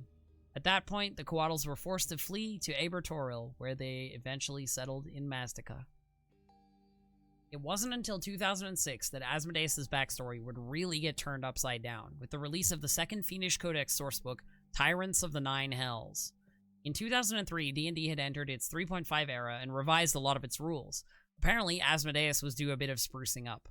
Tyrants of the 9 Hells introduces another big element to Asmodeus' story, namely the Pact Primeval. To preface the text, Tyrants of the 9 Hells recites the myth of the Pact Primeval, and it's careful to really muddy the waters about whether any of it should be taken too seriously. We even get a cheeky little gesture towards the tale of the Twin Serpents. The best way to understand devils and their ways is to listen to the stories they tell about themselves. The most famous of these tales have propagated as myths throughout all the world of the material plane, becoming familiar to mortals of all sorts. But as is often the case with legends, contradictions abound. For example, the tale of the Pact Primeval is an accepted version of the multiverse's creation. But an alternate story claims that Asmodeus is the fallen creator of the universe. Countless cultures have their own versions of the Pact Primeval legend. The names of the deities featured in it change depending on where it's told, but the names of the devils are always the same. Perhaps this fact is what inspired Phlogistes, the accursed philosopher of evil, to pen his famous proverb, "The gods exist in multiplicity, but Asmodeus is unique." As is the case with any myth worthy of the name, the following tale is true whether or not it actually happened. The version of the myth recited in Tyrants of the 9 Hells uses the deities of Greyhawk, and it's also not especially with their lore, since it has Saint Cuthbert as a godling rising to his station as a greater deity as a result of agreeing with Asmodeus that retribution is the basis of all law. Whereas typically, Greyhawk sources depict Saint Cuthbert as an ascended mortal who may or may not be the same Saint Cuthbert from real-life Earth. Classic early D&D weirdness. But ultimately, the myth as presented in the sourcebook comes across as a bit self-indulgent on Asmodeus' part. It's clearly a bit of a yarn. It even has Asmodeus making a quippy "read the fine print" remark on one of the deities at the very end of the story, in the style of one of those old Tumblr or Reddit posts that end with the entire lecture hall getting up and clapping. I'll take things that didn't happen for 100, Alex. But the important elements of the tale are, first off, the primordial state of the universe was one of chaos. Just like in the tale of the Twin Serpents, demons came first, law arose from the chaos. Congratulations again to the Tanari historians, though they shouldn't get too comfy considering what's coming in 4th edition. I have learned that the Abyss is the darkling chaos from which all things come. This genesis has nothing to do with good or evil. Just pure, churning chaos in its simplest form. Who could have believed that the origin of life, of earth, of tree and stream, spawns from such turmoil? Yet it is true. It is only through the imposition of order that the gods create, and they must work the stuff of chaos to build their thrones above man's domain. They create law and force order, twisting what was pure into something else. something more suited to their survival and their dominance over us. Second off, Asmodeus is presented as a fallen angel rather than a primordial creator entity or a greater deity. And of course, we did hear from Guide to Hell that Asmodeus wants to conceal his true status as a greater deity. Again, the whole story reeks of being exactly what Asmodeus wants to be told. The bravest, toughest, fiercest, and most beautiful of the angels was Asmodeus. He slew more demons than any of his kind, more even than any deity. But as the aeons wore on, Asmodeus and the members of his magnificent and terrible company began to take on some of their enemies' traits, so as to fight them more effectively. Gradually, their beauty turned to ugliness, and the deities and other angels began to fear them. Eventually, the inhabitants of the celestial realms petitioned the great gods to banish Asmodeus, and the most fearsome of his avenging angels. So Asmodeus was put on trial before Heronius, the god of valor. Asmodeus being put on trial is a motif that just keeps coming back. Third, this tale paints Asmodeus as having invented the very concept of punishment. And again, yeah, the passerbys clapped, the whole building clapped, the birds and the cats clapped. The problem is this, he continued. Your law is one of voluntary obedience. You command the mortals to abjure chaos, but what happens when they disobey you? The deities had no answer. We are their creators, moaned Yondala. Of course they should heed us. Indeed they should, replied Asmodeus, bowing gallantly to the fair Yondala. But they do not, because there is no law without punishment. Punishment? Muttered the host of deities and godlings. What is this punishment of which you speak? Asmodeus pulled it from its sheath. At this time, punishment was shaped like a mighty sword, though it had taken on many forms since then. I have invented this item for you as the ultimate weapon of law. When laws are broken, the wrongdoers must be made to suffer, as a warning to others. Thus, mortals can choose between the paradise of rightful action and the torment of wickedness. A few will suffer punishment so that the majority can see the consequences of law-breaking. And finally, the Pact Primeval itself, which is an agreement between Asmodeus and the gods that permits Asmodeus to draw divine power from the souls in his custody. It was ostensibly made so that Asmodeus could withdraw his odious presence from the sight of the gods on which he had formerly depended, and continue serving his function without their having to grant him any actual godly powers as an equal. A pact? Asked Moradin suspiciously. Yes, indeed, said Asmodeus, producing a document with a wave of his hand. It is to your benefit to ensure that we, who labor for you in a place you will not venture, continue to carry out your will. This agreement specifies the fate of damned souls. In exchange, it allows us to draw magic from these souls, so that we can fuel our spells and maintain our powers. And needless to say, the deities kind of got the short end of the stick, giving Asmodeus the ability to sustain himself without worship just so long as any mortal evil existed, which he then went on to encourage to the gods' horror. Read the fine print indeed. We've still got lots of consistency though. Asmodeus is still injured, he's still at the bottom of the pit, convalescing in a hole he made when he crashed into it. Notably, this detail is omitted from the version of the tale recounted at the beginning of the book, which is another hint that it's probably not something you should take as written. Asmodeus appears as a horned, red-skinned humanoid, with a tall, lithe frame. He dresses in splendid robes and understated but elegant accoutrements. Half-healed wounds erupt from his skin like the canyons that scarred the Nessian landscape. These injuries are a result of an incident not usually recounted in the creation story. In fact, Asmodeus' parting from the lawful deities after the signing of the Pact Primeval was not amicable. Once he had committed himself to residing in Beator, the deities physically cast him out of the upper realms, and he fell, and fell, and fell. Upon reaching the plains of Beator, he plunged through the nascent layers he had begun to shape. In some versions, his fall created the layers, breaking the formerly featureless plane into 9 pieces, which then arranged themselves as floating tiers. At last, he hit the solid ground, but continued to fall, spiraling through rock and soil. The protesting earth of Beator tore at his flesh, opening scores of gaping wounds. Still he fell until he could fall no farther. The point where he finally stopped was the deepest part of Beator, the pit. The wounds that Asmodeus suffered in his dramatic fall have never healed. Though he manages to appear blithely unperturbed by his injuries, they still weep blood every day, and he has been racked by constant pain for millennia. He's also still gathering the power to mend these wounds, whereupon he will execute a grand plan to remake the multiverse, just like in Guide to Hell. This time, though, he's not taking aim at the metaphysical foundations of reality directly. It could be that the Lady of Pain just completely nixed that possibility when she reordered the multiverse in Die Vecna Die, but he's still got his heart set on the idea of bringing about Armageddon. He's just gonna do it with a good old-fashioned war. Remember those enormous infernal legions he's gathering down there? Asmodeus' ultimate aim is to use this additional divine energy to heal the wounds he suffered when he was cast out of the upper realms. Once he has healed himself, he intends to broker a deal with the demons. He knows it won't last long, but it doesn't have to.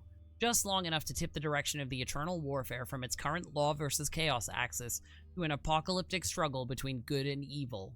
Eventually, Asmodeus plans to demolish the upper realms, consulting the plans he first drew up 1,000 years ago. He is determined that he's running ahead of schedule. The actual section on Asmodeus in Tyrants of the Nine Hells has little to say that we haven't already heard. Asmodeus is a master schemer and manipulator. His plans span millennia and every plane of existence. He wants to preserve the status quo of the Hells with himself on top. He wants to further the cause of mortals doing evil. He still carries his signature ruby rod, and his ruby rod is still not a rod tipped by a ruby, but a rod carved from a single piece of ruby. I don't know if any artists in D&D's history have ever depicted it that actual way. Shout out also to the fact that the lore check section has a DC 37 Knowledge the Planes check as the prerequisite for this creature is the aspect of Asmodeus, Overlord of the Nine Hells. So, most non-nerd PCs meeting the extremely Asmodeus-looking Asmodeus aren't gonna go, oh hey, it's Asmodeus. They're gonna go, who the hell is this guy? Which I'm sure will go great for them. So that's the 3rd edition backstory for Asmodeus, and it's actually surprisingly consistent with the late 2nd edition version. Though it can be taken as a distinct origin story in its own right, there is a reasonable reading of the Fallen Angel story being a cover for the truth of Asmodeus' secret identity as the primordial serpent Ahriman. But all that is about to change, because 4th edition releases in 2007 doubles down on Asmodeus being a fallen angel. And also, Pazuzu is involved now. Guide to Hell and the Tale of the Twin Serpents become inconsistent with contemporary lore. So, what's the story in 4th edition? The oldest myths and legends tell of a race of vile entities that once presided over the remains of a dying universe. These beings of evil incarnate were known as the Oberiths, and they had ruled since time immemorial. As their hunger drained their realm of all life and all power, they knew their days were numbered. So it was in that last age of their race, the Oberiths breached the barrier between their realm and another, pushing a shard of uttermost evil through the fissures between realities. With the power of the shard, they hoped to corrupt the most powerful beings of this new realm. Shortly after the dawn of time, this shard of evil was found by an ambitious deity named Tharizdun, who, while the gods were distracted fighting the primordials, planted it like a seed in the furthest reaches of the universe. At its corruptive touch, reality rotted away, forming an abscess in the very fabric of the universe that became known as the Abyss, into which the Oberiths crossed over from their own dying universe. It was the Oberiths that were the progenitors of the Tanari. It's worth noting that 4th edition collapsed down the two-dimensional alignment chart into one. Instead of law and chaos being one axis and good and evil being another, there's just one axis that runs from lawful good to chaotic evil. In 4th edition, chaotic evil is the evilest kind of evil, and lawful good is the goodest kind of good. There's also sort of this idea that law is creation and chaos is destruction, which very loosely gels with the earlier edition's tentative ideas that maybe chaos was the primordial state of a being from which law arose. In the context of the Dawn War, the gods had the astral sea as their domain, whereas the primordials had the elemental chaos. It's, in the name, though many of the primordials that persisted are considered true neutral. The Oberiths, though, being interdimensional aliens, are very chaotic evil. One of them is literally named the Queen of Chaos. Though it's never really spelled out as such, this creation myth involving the Shard of Pure Evil almost presents an ontology of evil as being an external contamination that had seeped into the universe from without. It's a bit of an original sin type tale, contrast with the idea that evil is the absence of good, or that the idea that evil is a social construct, or that evil was present in the world from the beginning, or the idea that evil is inseparable from suffering and therefore the experience of reality.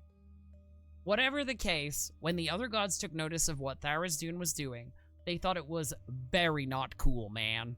So they banded together to imprison him forever, resulting in him receiving the moniker of the Chained God. And here's where Asmodeus comes into the picture. After a series of conflicts that raged within and without the Abyss, the Oberith Pazuzu, who had originally come up with the idea to create the Shard of Pure Evil to escape their dying universe, made his move. Making his way by secret portals to Tharizdun's prison, the Oberith presented himself to one of the deific guards there, an angelic paragon of chastity and virtue called Asmodeus. The angel listened as Pazuzu plied him with flattery and lamented that the gods had chosen to repay Asmodeus' loyalty with an eternity of service at a thankless task. The seed of vanity and false pride began to grow within Asmodeus, fanned to a spark of arrogance by Pazuzu's words. Soon believing that he was more righteous than the deity to whom he had sworn allegiance, Asmodeus began to hear the whispers of the Shard of Evil at the Abyss's heart. Abandoning his duty to guard the chained god, he sought out and found the shard in the Abyss's incalculable depths. Asmodeus stole away a sliver of the shard, forging it into a ruby-tipped rod of incredible power. Armed with his scepter of absolute evil, Asmodeus led an invasion of the Astral Sea, in which his divine master was slain. The victory was short-lived, however, and Asmodeus and his infernal army were imprisoned in the dominion of his former master. But the fallen angel's hunger for power was all-consuming. Millennia later, Asmodeus had become a deity in his own right, but still he hungered to return to the heart of the Abyss and steal an even more powerful fragment of the shard. Like with earlier sourcebooks, though, Demonomicon puts a little bit of an unreliable narrator into the mix by suggesting that all the lore contained within comes from an in-universe source, namely Tasha of Tasha's Hideous Laughter fame, aka Igwilv. This chapter provides new insights into the history, life, and horror of these iconic monsters, bringing to life the information presented in one of the game's most legendary works, the Demonomicon of Igwilv.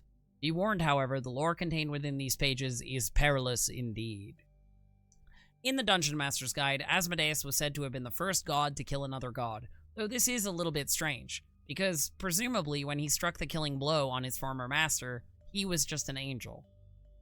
To destroy a god requires more than merely striking its physical form down with spells or swords. Gods have killed other gods, Asmodeus being the first to do so, and the Primordials killed many gods during their Great War. The original patron of Asmodeus remains nameless in all the sourcebooks, but he is referred to as He Who Was. He Who Was, once among the mightiest of the gods, lord of the great dominion Bethaion, presided over kingship, wisdom, and the sky. The archangel Asmodeus rebelled against him, and with his ruby rod struck down his lord. The dying god pronounced a curse against Asmodeus and his followers, transforming the idyllic realm of Bethaion into Beator, a cruel prison of black rock and unending fire. Asmodeus has worked for an age to erase the knowledge of his defeated master's name, so only a handful of mortal scholars still know it. Most refer to this being as He Who Was. It is whispered that Asmodeus dispatches powerful devils to slay any mortal who speaks the forbidden name, and that he fears the name to this day. The sourcebook Divine Power even details an order of grail-hunting knights who still sort of serve He Who Was. The Knights of the Chalice take their order's name from an artifact belonging to a deity slain by Asmodeus when he ascended to godhood. It is rumored that with a single draught of water from the chalice of that deity, the drinker can atone for any wrong and completely purify his or her soul. Some say that drinking from the cup can turn any being, even Asmodeus himself, from evil to good. Whether or not these tales of these legendary properties are true, the chalice is undoubtedly a powerful artifact for good, and many Knights of the Chalice seek it. Some pursue a loftier goal still, to resurrect the chalice's divine owner and restore him to his throne. And the player's handbook even suggests He Who Was might have been the creator deity of humans, just as Moradin created dwarves and Corellon created elves. Other tales say that humans were the creation of a god whose name is no longer known, a god killed in the war against the Primordials, or perhaps assassinated by another deity. Asmodeus and Zahir are often accused of the deed. Now, in Planescape, the Blood War was, at its heart, a conflict of ideology, because Planescape as a setting was all about philosophy and belief. The Blood War was a conflict about how all reality should be. It was larger than could be imagined, infinite in scope, larger than any one grievance or personality, even Asmodeus. It was almost inherent in the nature of alignment itself. Think about it, Burke. The Blood War is more than a mindless battle of extermination between fiends. It's a war to establish a single, unified, lower plane to a fiend's way of thinking. Those that can't be persuaded to its point of view must be eliminated, put in the dead book, and so the war rages on. You got a right to be curious. What started this big, sodden, soupy mess in the first place? What set the fiends to locking horns in the first place, biting and clawing at each other until it was only reason they were alive? Simple. They met. Tanari and Batezu crossed each other one day, and like two drunken bigots, they set to fighting. That simple. Well, nah, pike that. Imagine two drunken priests who believe each other know the only way to live. Now make those priests ripped with scales and fangs and horns and a cruel streak 7 leagues wide, and put them in an itty-bitty sodden cell, and you got yourself a good idea of the love that can spring forth. And there you have it, the origin of the Blood War. In 4th edition, as cool as the new overarching narrative of divine conflict is, the Blood War is less a grand clash of ideologies as it is a back and forth over the time that one guy stole a MacGuffin, and the demons, they want that MacGuffin back. Few mortals are aware of the Blood War, and fewer still know what triggered it. It began when Asmodeus rebelled against the deity he served. The mighty angel stole a shard of the evil seed embedded in the heart of the Abyss. See The Birth of the Abyss, sidebar, Monster Manual, page 52. And forged it into a ruby-tipped rod, which he then used to slay his divine master. The Abyss wants the stolen shard returned, and consequently every demon does as well. Armed with a fragment of true evil, Asmodeus hungers to seize the rest of the Abyss's heart. With it, he can subjugate all of demonkind to his will and make himself strong enough to overthrow all the other deities. For their part, the demon lords want to destroy Asmodeus for his impudence and carry his rod back to the Abyss in triumph, thus returning the Abyss and all demonkind to their rightful might. Just as an aside, it's wild that we got all the way through 3 editions consistently characterizing the famous ruby rod of Asmodeus as having been crafted from a single piece of ruby. We reach 4th edition and we find out the rod is made from a shard of a crystal, and then suddenly it's a ruby-tipped rod. But in 2010, we got yet another version of the Fallen Angel story in The Plane Above, Secrets of the Astral Sea. And this time, we get no mention of the ruby rod, or of the shard of pure evil, or even Pazuzu. In this version, the tale is he who was, like Han Solo, shot first. Long ago, Asmodeus was a great general in the army of a deity of law and good who ruled the dominion of Beator. By rights, this myth should start with the name of this master, the god who had originally elevated Asmodeus as an exarch, but the god's name is lost. Asmodeus used his magic and influence to make sure the original god of Beator is remembered only as he who was, an awkward name for an awkward god. Asmodeus was the most powerful warrior exarch in service to his god. But over time, Asmodeus' methods had become increasingly brutal. After another massacre in which innocents had fallen alongside enemies, there was a falling out between Asmodeus and he who was. Asmodeus warned that relieving him of his duties would prove his master's undoing, but the god of Beator was resolute. Asmodeus was thrown from his master's palace, along with all those who had followed in his brutal wake. At one stroke, the realm's greatest warrior and his armies were exiled. Because the god of Beator was soft and merciful, Asmodeus did not perish. Instead, he suffered, stripped of his beauty, broken in mind and body, on the fields of Avernus. Perhaps he who was believed that Asmodeus would come to regret his pride and disobedience. Asmodeus' pride was greater than his guilt, however, and he and his followers grew into their new and broken forms. As Asmodeus suffered, he planned his revenge against he who was, and the other gods who had stood by and forgotten about his sacrifices during the Dawn War. Asmodeus waited until a grim time in the Dawn War when the gods appeared to be losing. He who was partly to blame. He had no stomach for war, had exiled his most powerful general and army, and though he was a powerful god, he could not handle the brutal work of war. Choosing his moment, Asmodeus rose up and slew his master. The god couldn't save himself, but his dying curse trapped Asmodeus and all of Asmodeus' followers in Beator. Those followers, who eventually would become devils, blamed Asmodeus for botching the job, but the situation turned to his advantage soon enough. Most of the gods cursed Asmodeus as a traitor, but many understood that he had cunningly rid the gods of a failed leader whose efforts seemed destined to lead to the ruin of all. Thus, while they overtly shunned the rebel exarch, some gods bargained secretly with Asmodeus, soliciting his aid in the war with the Primordials, while other evil gods treated him out of gratitude for slaying a self-righteous god who was just in the way. For decades, the gods did not trust Asmodeus enough to release him from the Hells. which would allow him to claim the full divine power that had been released when he slew his overlord. Asmodeus claimed that he, and only he, could use that power to win the Dawn War for the gods, but the gods' mistrust was warranted. Asmodeus was making overtures to the other side as well. He plotted with titans and giants in service to the primordials, striking bargains that would favor him if their side won the Dawn War. The deities must have made the better offer, though they didn't realize it at the time. The gods forged a pact of alliance with Asmodeus, granting his former master's divine power temporarily, until the primordials were vanquished. Asmodeus assured them that he and his forces would annihilate the primordials quickly, and he'd give up his borrowed power. He also inserted language into the contract that would provide for the preservation of Beator through the use of souls, and did not mention that those clauses were effective in perpetuity. Distracted by their fury at the primordials and their desperation to finish the war, the gods did not all muddle through the implications of the wording in Asmodeus' pact. Some fell prey to his honeyed assurances. Asmodeus has, of course, ruled the Nine Hells ever since. In this version, we even get some echoes of the story of the Pact Primeval from the 3rd edition story presented in Tyrants of the Nine Hells, which is sort of a halfway point between the 2nd edition tale of the Twin Serpents and the 4th edition tale of the Fallen Angel. Potentially consistent with either of them, but probably not both. Again, we have Asmodeus pulling the wool over the eyes of godly rubes. It's also interesting to note that in this retelling, the realm of He Who Was is named Beator rather than Baitheon, as it was in Divine Power. Shout out also to the Fields of Avernus, which would suggest that at least the topmost layer of the Nine Hells existed, even under the reign of He Who Was. 5th edition would shake things up even further. Descent into Avernus makes reference to Avernus having been created by Asmodeus before it became a battlefield in the Blood War, and apparently before the Styx started flowing through it even. Avernus was not always the blasted, war-torn battlefield it is today.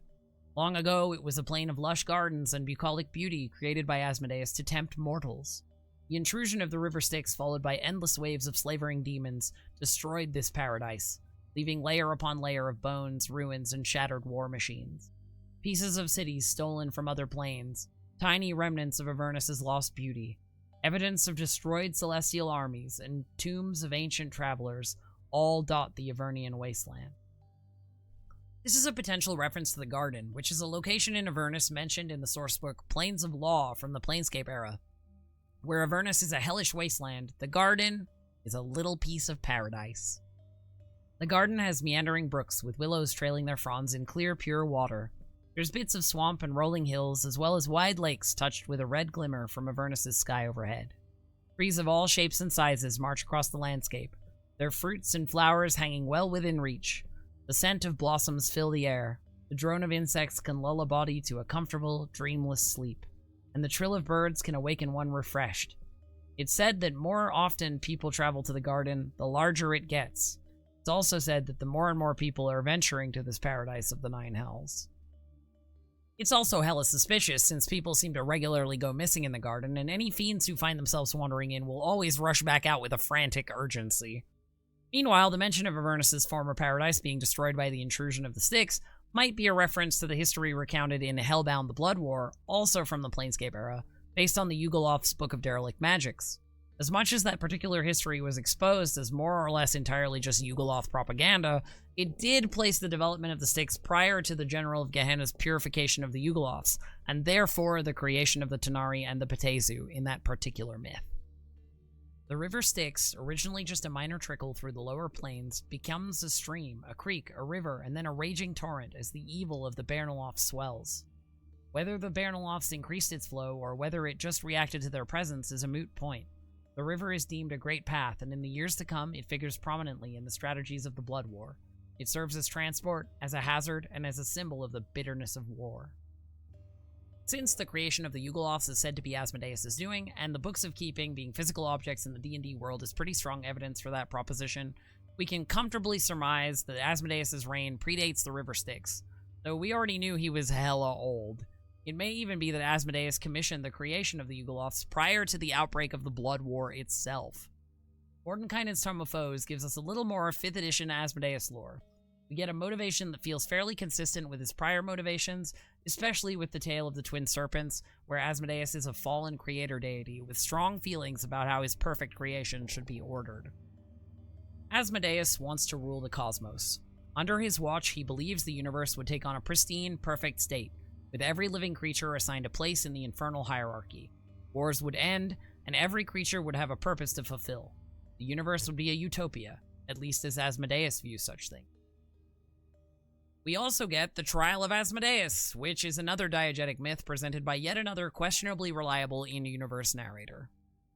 Asmodeus is an unmatched strategist and orator. Most epic of all his achievements is chronicled in the Trial of Asmodeus, a play based on purportedly true events as researched by the Aasimar bard Asmodeus. And what's striking is how much of a resemblance the Trial of Asmodeus bears to the story of the Pact Primeval recounted in the 3rd edition's Tyrants of the Nine Hells.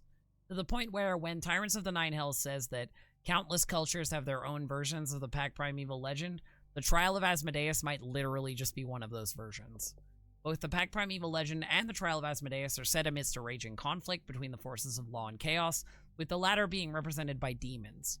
In the myth of the Pact Primeval, this is the primordial conflict between gods and their angels and demon kind. In Trial of Asmodeus, this is the blood war, from which the celestial powers are sort of abstaining. In both stories, Asmodeus is summoned to trial because the celestial powers growing dubiousness about his methods. We heard in an excerpt from the 3rd edition version earlier. Compare and contrast. In ancient times, as the blood war raged, the angels of law and good that dwell on Mount Celestia issued a decree accusing Asmodeus of terrible crime. Outraged by such claims, the Lord of the Nine Hells petitioned for the right to answer the charges before his accusers. The angels, although shocked at his impudence, accepted his petition and agreed to hear the bargain he proposed. Both sides, he suggested, would present their case to Primus, leader of the Modrons. As a creature of absolute law, Primus could be trusted to issue a fair and impartial verdict. Asmodeus drafted a contract to seal the deal, and the angels, after carefully scrutinizing the terms, agreed to the trial. You see, in this version, Asmodeus is already the Lord of the Nine Hells, rather than an angel in service to the heavens. In both versions of the story, Asmodeus makes a cogent and charismatic argument that what he's doing is just and lawful. He gets one over on his prosecutors and comes out smelling like roses. When he testified before Primus, Asmodeus attributed his actions to the dictates of law and the survival of the cosmos. He admitted that he swayed mortals to evil, but he and his minions never breached a contract and explained the terms clearly. Had they not obeyed the rule of law in doing so? Was it not mortal ambition rather than infernal deception that led so many souls astray? Asmodeus also pointed out that the souls harvested from the material plane went on to serve in the infernal legions that repel the endless tide of the abyss. Were not such souls put to good use against the demonic hordes, a power that if unchecked would scour the universe of all lawfulness and goodness? He further asserted that he was bound to the rules and traditions of the Nine Hells, compelled to adhere to law and to maintain the devil's trafficking in souls. If he violated those laws, he would be no better than the demons he fought. Mortals who refused the devil's offer were left alone in accordance with the law. Those who struck deals with his followers and then somehow turned the contract against the devils were freed from their debts. A contract is the law, and the law is a contract. Primus weighed Asmodeus' words and listened patiently as angel after angel testified to his crimes. Hours turned to days, and days into weeks, as more and more of his sins entered the court record. And his reasoning in this courtroom fable is sort of reflective of the Pact Primeval in the earlier one. A lawful agreement giving Asmodeus the right to make use of the souls of the damned, ostensibly in service to the righteous cause of law. In the Trial of Asmodeus, Asmodeus makes the argument, and successfully, that while his methods are evil and objectionable, they're still lawful and quote-unquote fair, therefore righteous. The gods of law and good ain't got nothing on 'em. In the end, Primus declined to issue a definitive judgment. He rebuked the angels for their descent into infighting, but didn't punish Asmodeus for his evil ways. He did, however, order Asmodeus to forever carry a mighty artifact, the ruby rod, that would guarantee his adherence to law. The artifact, which has remained at Asmodeus' side ever since, grants him and his underlings the right to enter into contracts with mortals for their souls, but unleashes an inescapable punishment upon any devil that breaches such a contract. It's interesting that this gives us a second origin story for the Ruby Rod of Asmodeus. If the Ruby Rod comes from Primus, then it's presumably not a stolen piece of the Shard of Pure Evil from 4th edition's Dawn War cosmology. And we can maybe sort of discount this as poetic license on the part of Asmodeus, since it's much more dubious and much more diegetic source than 4th edition's matter-of-fact pronouncements about the histories of reality. But on the other hand, this might be indicative of a gentle retcon of some of the more contentious pieces of 4th edition world-building that were themselves a retcon of earlier lore. And this is the thing about Asmodeus. All of his lore is sort of multiple choice. It all slightly contradicts the rest of the lore, but there are always unifying themes and the idea that maybe, just maybe, he's more than he appears to be. Both in character and out, his story actively defies quick and easy retelling. And in the diegetic frame of D&D, he is actively reshaping his history, quashing some of the rumors and spreading some of the others. Asmodeus is kinda the ultimate bard. He also likes to keep his enemies off guard, and even his minor plans can literally span eons. His appetite for plans within plans within plans within plans almost approaches that of Tzeentch from Warhammer. Asmodeus drummed his claws on the arm of his throne and laughed, a sound that makes the multiverse cringe. As always, his schemes were coming to fruition exactly as he designed them. So, what can we conclude from all of this? Let's review what we know. Asmodeus is the oldest and most powerful archdevil in the Nine Hells and a greater deity. But the Nine Hells was not his place of birth. At some point in his history, he crashed violently into it, leaving him with wounds that persist to this day. The deepest layers of Nessus bear the scars of his fall. The nature of his true form is hidden, and he goes to extreme lengths to keep it that way, interacting with visitors solely in the form of an avatar. There are two main ideas about what Asmodeus was before the fall.